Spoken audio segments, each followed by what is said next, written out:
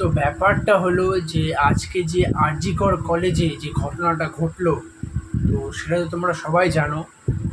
তো আমার খালি একটাই প্রশ্ন, যে এই ঘটনাটা কেন ঘটলো? মানে আমাদের ভারতবর্ষে, মানে পুলিশ প্রশাসন অনেক কিছু, মানে সিকিউরিটি থাকতেও এই ঘটনাটা কেন ঘটলো? আমার এটাই বিচার। তো আমাদের এখান থেকে একটা মিছিল বার করেছি, তো মানে আন্দোলন উই ওয়ান্ট জাস্টিস নিয়ে একটা মিছিল বার করেছি। তো আমার ভিডিওটা তোমরা যেখান থেকে দেখছো, তোমরাই অবশ্যই মিছিল বার করো এবং পাশে দাঁড়াও, বিচার চাও, উই ওয়ান্ট জাস্টিস। তোমরাও বিচার চাও, প্রতিবাদ করো, এটাই আমার বক্তব্য। তো ভিডিওটা দেখো।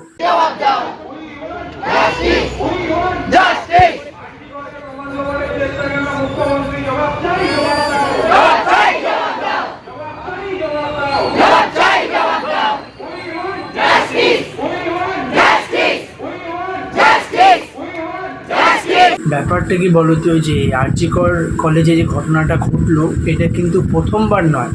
মানে এর আগেও অনেকবার ঘটেছে অনেক জায়গায়, কিন্তু সেই কেসগুলো বা ঘটনাগুলো সব ক্লোজ করে দেওয়া হয়েছে। তো কিন্তু এবার তো আর ক্লোজ হবে না, এবার তো মানে পাবলিক তো এবার চেপে ধরেছে।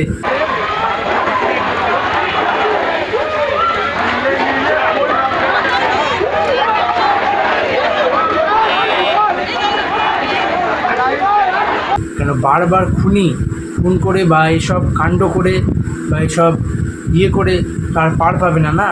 এবার তো জবাব চাই, জবাব তো দিতে লাগবে যে কেন হলো, কেন এর খুনিকে ধরা হচ্ছে না। আজকে 12 কি 11 দিন হলো এই ঘটনাটা চলছে, এখনও কোনো সরকার কোনো খুনিকে ধরতে পারলো না বা কোনো কিছু বার করতে পারলো না। এই আমাদের সরকার ব্যবস্থা, এই আমাদের দেশের আইন।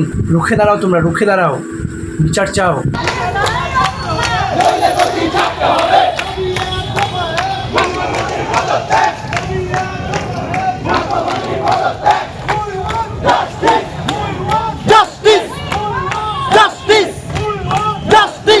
মেয়েটা যখন মারা যায় তখন তার বাড়ির লোককে জানানো হয় যে এটা সুসাইড। এটা দেখে সুসাইড মনে হচ্ছে?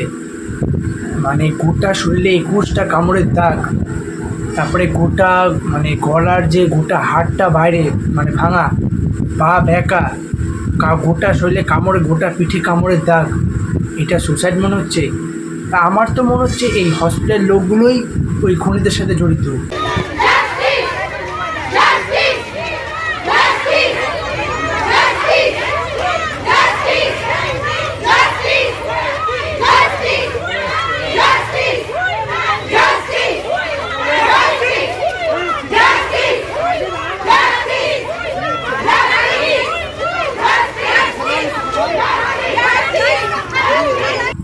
लोग बेटी को बोलते हैं घर की इज्जत बर्बाद मत करना, लेकिन लड़कों से क्यों नहीं कहते किसी घर की इज्जत खराब मत करना।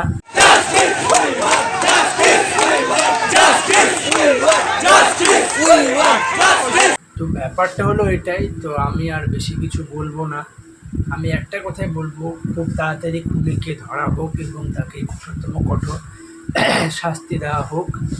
তো এটাই। আর আমাদের সাথে তোমরাও আন্দোলন করো, বিচার চাও, উই ওয়ান্ট জাস্টিস। তোমরাও মিছিল বার করো, আন্দোলন করো, এটাই বলবো। আর এরকম মানে আমাদের যুগে নারীকে অসম্মান করো না, সম্মান করো। নারী আমাদের মায়ের সমান, দেবতার সমান। নারীকে অসম্মান করো না, সম্মান করো, এটাই আমার বক্তব্য।